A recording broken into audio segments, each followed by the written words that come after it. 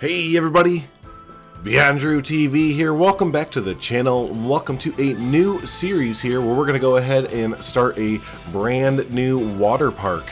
So yeah, I definitely wanted to jump into the water park feature since that is the big new main thing for Planet Coaster 2. And yeah, I'm going to go ahead and do basically a generic type like Midwest, like Noah's Ark, Wet and Wild.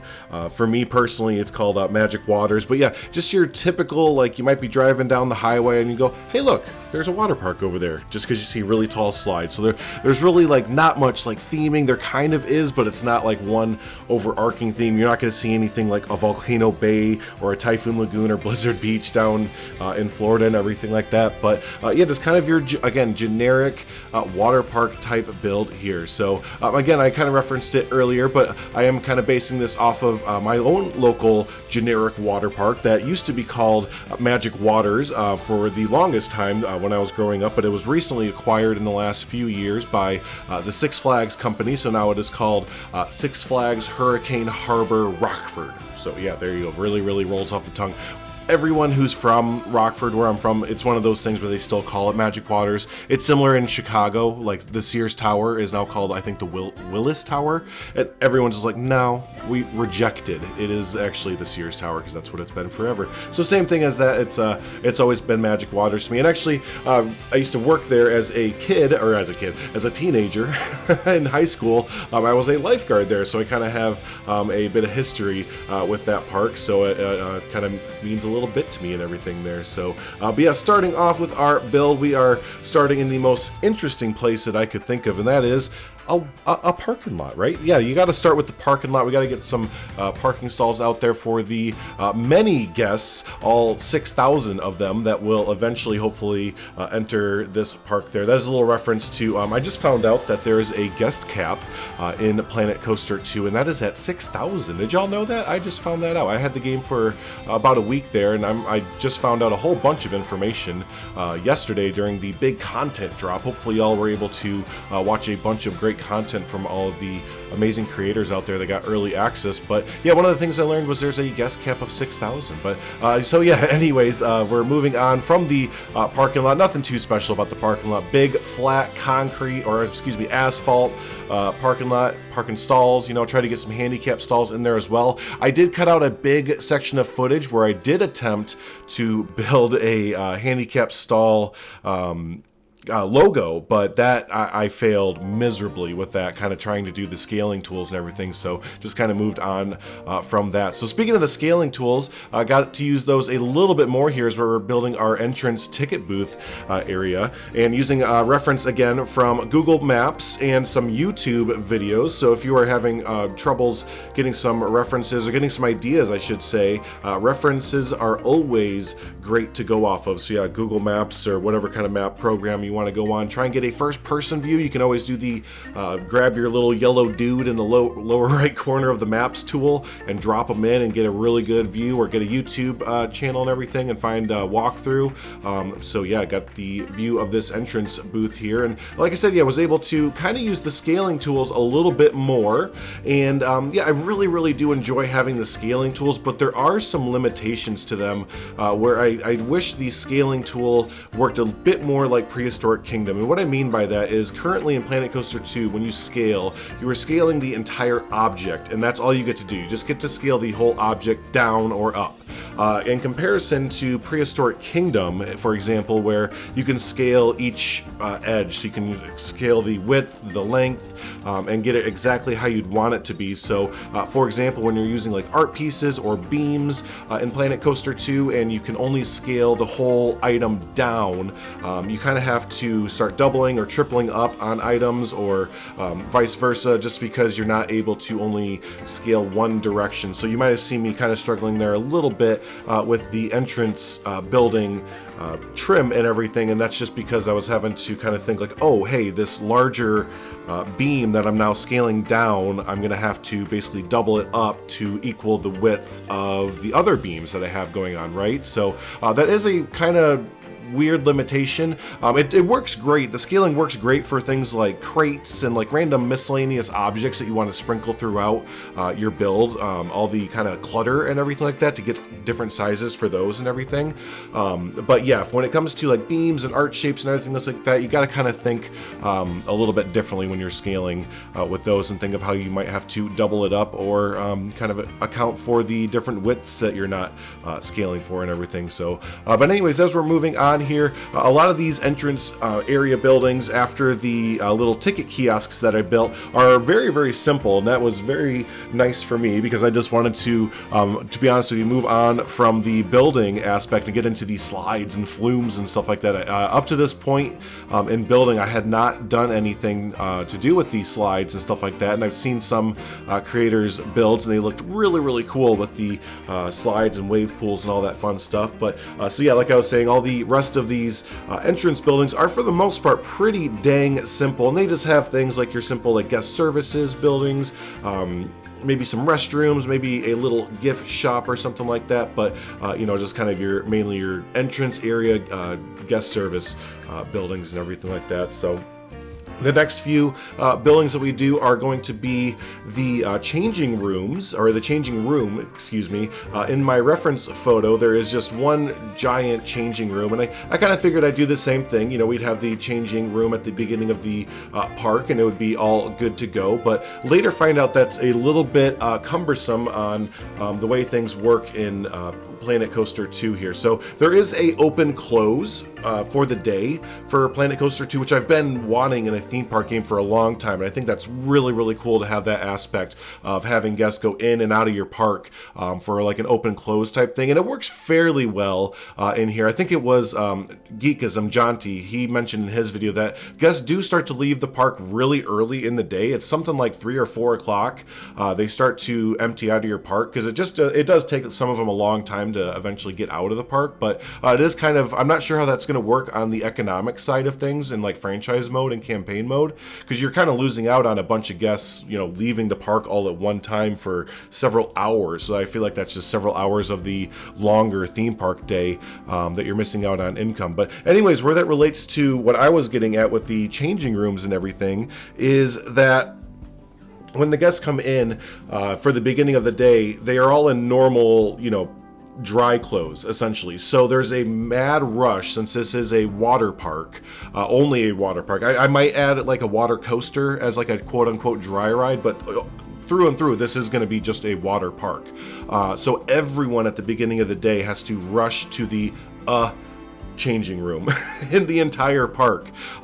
So in IRL, that works out. In real life, that works out, because when you go to a water park, most of the time you're already dressed for the water park, right? You have your bathing suit on, maybe underneath some regular clothes, but when you get there, you don't need to really go to the changing room typically, right? Or not a lot of people need to go to the changing room, where in this, everyone in the park has to go to the, so if you have, we're averaging now at the end of where I was recording last night about 2,000 guests coming into the park. So at the beginning of the day, you have 2,000 guests needing to all change. And then you can kind of see it happening here right now, where the mad dash for the changing room. So I ended up kind of doing a little cheat through, which is just adding like 3 or 4 changing rooms near the beginning of the park that are kind of hidden, and it works for the most part just to get guests going, because if not, you have guests that are literally standing at the beginning of the park all day. So I think a cool solution for that would be, I don't know how feasible this is on the dev side, but to dictate what your park is going to be. Are you building a water park, or are you building a theme park kind of thing? And I know that kind of pigeonholes or kind of makes it so you're kind of put in a corner for building, but at least it would have the guests come already dressed, I guess, for the water park, or maybe just have something where a certain percentage of guests already have like their bathing suits on in a way or something like that, so not every single guest in the park has to use the changing room at the beginning of the day, right? Because that just is a little bit cumbersome on the system when you have 2,000, 3,000, 4,000 guests at one time. So but anyways, moving on to my favorite part of the water slides and everything, and that is just again just building them, because they look so cool. In my opinion, the support structures that you get get, especially when you're making turns. I got obsessed with making turny slides basically because I love these middle support columns, because it's like, yeah, that's it, right? That's like when you see these generic slide structures, that's the big support columns that you see, and it just, I don't know. I'm not like a huge water park guy. You know, I appreciate what they are and for what they are and everything. Like I said, I used to work as a lifeguard for 2 years at a water park, so I definitely have a really cool appreciation for the how they're laid out and the behind the scenes and everything like that. But yeah, no, it's just kind of, I got really way too giddy seeing those middle support structures than I thought I would, kind of thing. So, but yeah, for this first slide complex, we are doing a body slide complex, and this is again based off of the one of the Magic Waters, or should I call it that, or Hurricane Harbor? Well, whatever. If you look up Magic Waters Rockford, it still comes up as Hurricane Harbor. So there's enough people searching it online as Magic Waters still to justify it. So, but if you look up, yeah, there's a big 3 slide body complex, and I didn't try and recreate it or anything like that. I just really liked the kind of generic 70s, 80s looking slide complex, basically. And I gave it a little bit of a tune-up with the middle slide, because there's a really cool special slide piece that basically just fit in perfectly. It's kind of a figure 8 type tube slide thing. You kind of see it there. The enclosed tube slide is all one piece, and I just kind of clicked on that, and it fit around what I had built previously kind of perfect. I love those little, to pull from Bob Ross here, those happy little accidents, right? And it was just, I worked with it. I just kind of made it work, and yeah, my big thing was I wanted them all to end in kind of the same space, and it took a little bit of fidgeting around, but did get them to eventually all finish out in the same spot there, as you can see with the 3 end flumes there. But don't get used to that. I do eventually go back after looking at some more reference footage, and I do end up switching out some of the ends of the slides to go from these kind of flume ends to pool ends, rather, because I did realize that there's kind of more pool ends than there are, I guess, flume ends. There we go. But yeah, anyways, we are moving on to the tube slides now. This is eventually going to be called the Abyss, and the entire reason for that is because all these slides are fully enclosed. And yeah, the first one there, nothing too special about it. Again, like the circles, right?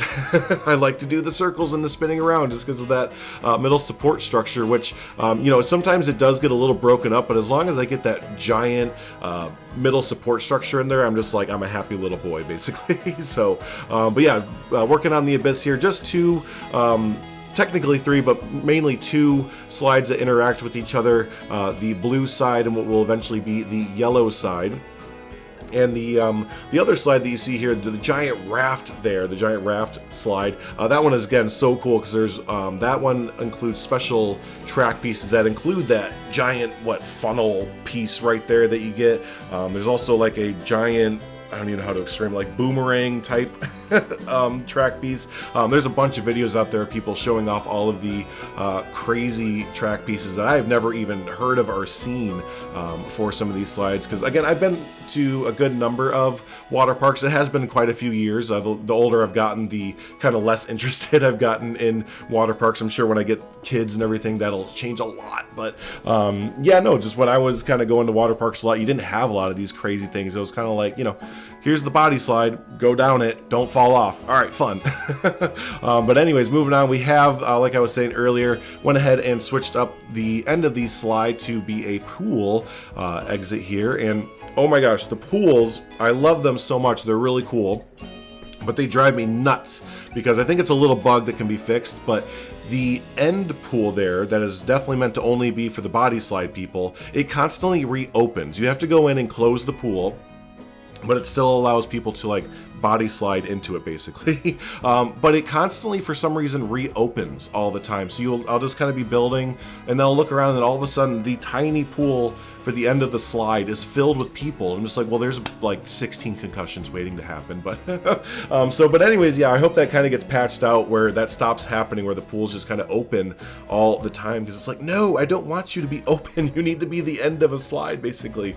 And then, yeah, speaking of that, and the end of the slide, the the flume ends, I guess. It'd be really cool if we could get more of an option. I think John T mentioned this in his video as well, where you don't see people use ladders a lot, and I fully agree with when he said that, and it kind of dawned on me. It's like, yeah, you don't see people using ladders in water parks a lot. It's usually that gradual incline up into or out of the pool kind of thing, and we kind of have that with the shallow water, but it'd be kind of cool if we had like just a full-on like exit beach kind of thing, because I think that would be a lot more realistic to how flume ends kind of end and everything. So, but as I was yapping there, speaking of the water depths and everything, did start a wave pool. This is about as far as I get with the wave pool. I just wanted to get that in there to see how that all works with the water depths and the waves and everything like that. I may have missed it, and maybe it's in the trigger sequence, but it'd be really cool if we could time the waves to kind of be just certain parts of the day. I know at least when I was, again, working at Magic Waters, it would be kind of a big deal when the waves would go off. There'd be a big siren that would go off there, all around the park. You would just hear like, big wailing siren, and it was like a really big deal when it went off. These, they kind of continuously go off, which is really cool for like waves and everything like that, like maybe natural waves. But yeah, it would be kind of cool if we could go ahead and trigger those to only go off certain times of the day. And I'll have to look into the trigger sequence to see if that is a thing there. So, but yeah, as we're moving on here, starting to get some names in here for our rides. I mentioned earlier we had the Abyss, but I wanted to get some actual signs up for some of the rides. I'm definitely not anywhere near a great sign maker at all. But we had some really cool generic pieces in the game here that I just really wanted to kind of mess with. And I also wanted to get this idea across of using some of the shop signs. So you have the new Soda Light sign or shop in game, and you always see that in water parks and theme parks, right? Where it's always sponsored by or brought to you by, someone. So wanted to kind of have that be a thing in this game as well, where we use the in-game shop pieces and everything like that as sponsored by and everything. So yeah, that first big slide complex with the 3 body slides, we're calling that Surfer's Drop, and the more that I kind of build out this park, the more I'm kind of getting that like generic surfer vibe as the theme. So it's going to kind of be like a tiki surfer. None of it's going to make sense cohesively like at all as far as it, but it's going to be like, oh yeah, that reminds me of like warm Caribbean or warm climate weather. Cool, let's put it in the park kind of thing. Like there's not much thought that goes into it. It's just, yeah, that's cool, that's warm kind of thing, or tiki's fun, right? So yeah, that's going to be kind of the vibe throughout the park. And again, I'm really leaning into the surfer dude kind of thing. I start to put around a lot of what are supposed to be like Instagram walls or Instagram setups where people could kind of take pictures, and that's one of the things I'm missing in this game. Is I wish we could get the Vista points back. It was kind of upsetting, or not upsetting, just a little like that we didn't have Vista points or a few other things in the release here. So hopefully you get those back, because I loved having guests being able to set up those Vista points and have, like, again, quote unquote like Instagram walls or social media walls where people could go and take pictures with the Vista points and everything. And it's just those kind of cool little interactions that you see around the park with your guests doing different things other than queuing or eating or anything like that. And oh, there's an example right there of everyone in the pool, and it just drives me nuts. There I go, I close it again and get them out of there. But anyways, yeah, no, the overall vibe, like I was getting at, overall theme is very generic, but with little bits of like surfer dude and tiki dude and stuff like that in there. So but hey, tell you what, that pretty much wraps up where we're going with the park. I think I just totally talked over that entire small slide complex I did. That is just an open air, not enclosed like the Abyss slide complex. I think I literally call it tubular. So there you go. Yeah, it's a tube ride that's not enclosed. So yeah, no, it's just to harp on the building real quick. For the slides especially, I think it's because you're not messing with the banking, and the smoothing isn't really too relevant. When you try and smooth out slides, you get a lot of errors where it's just like, I don't like this, I can't smooth this. So it's like, okay, you must already be smoother. You have to do a lot of your smoothing kind of in-game. Or in while you're building kind of thing. But yeah, I whipped up most of these slide complexes. What do we have? 1, 2, 3, 4, 5, 6, 7, 8, 9, 10 slides in probably a night. And I'm not saying they're the greatest thing in the world or anything like that, but I think they're passable for what we have. And yeah, no, once you kind of get your grasp on the building and everything, you definitely can start to whip out, especially slides and everything, some really fun slide complexes and everything. And yeah, this is my last thing I wanted to do. I know I remember this vividly being a lifeguard that you always had to, one of our duties was to pick up the gosh dang tubes that no one would put back, and no one put them back. But so yeah, I wanted to make a few cages, because you always saw that. You always saw like tube cages where people were supposed to put them back for the staff to get them, but yeah, no one would ever do it, so you just end up dragging like 2 or 3. If you were really good, you'd be able to put one tube like around your neck and then grab like 2 more on each arm, so you get like a whole bunch of them. Yeah, but that's only expert status. But so anyways, okay, that's enough jabbing. I'm gonna start to do some foliage work here, and yeah, that kind of wraps up this episode. There are some cinematics at the end, so stay tuned for those. I have kind of started to work on the next episode a little bit, but I do want to hear from y'all, so if you do have some feedback or some suggestions for some slides and everything, do let me know. I definitely want to work on the wave pool some more. That's not done at all. I want to get one of the almost like loop slides for the body slides, for like the 45-degree loop slide, so that's going to be a thing. But other than that, yeah, I'm definitely open for suggestions. Oh, a lazy river, of course we're going to do a lazy river. That's going to be so much fun. Can't wait for that. But yeah, sound off in the comments. Let me know some themed ideas, some ride ideas, you name it. I would love to hear from you. So hey, thanks so much for hanging out. Always appreciate you. And until the next episode of Riverside Splash Park, y'all have a good one.